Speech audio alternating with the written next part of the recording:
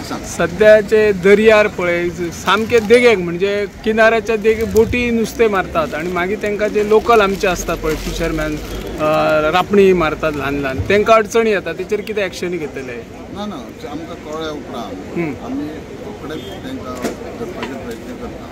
जरी सांगलें आमकां तर सांगली अमके अमक्या पिक्चर बोटी येयल्या बीन आमच्या कंट्रोल रुमानसून आमी ट्रेस करता. आमचे कडेन जे इक्विपमेंट आहा ते थंयसून आमी खंयची बोट खंयच्या नंबराची हें आसता तेका नांव बीन सगळें आसता हें सगळें आमी इन्फॉर्मेशन एक्शन जातली.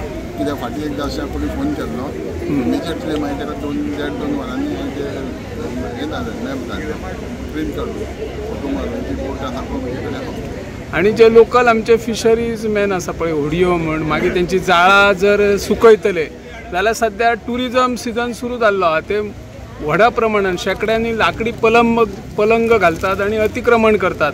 त्या फिशरी मॅनांक ते तेंचे सामान सुकत घालपाक किंवा वाटूय मेळना तेचेर कितें एक्शन जाता?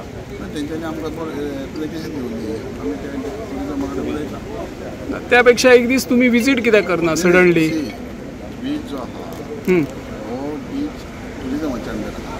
जशी आतां समज आमी परमिशन दिलां रापणेची त्या रापणेच्या जाग्यार सहसा कोण एन्क्रोच जाय आनी आमी सुद्दां केलें जाल्यार तेंचे नुस्तें पयलीं मागता कितें आमची परमिशन दिता.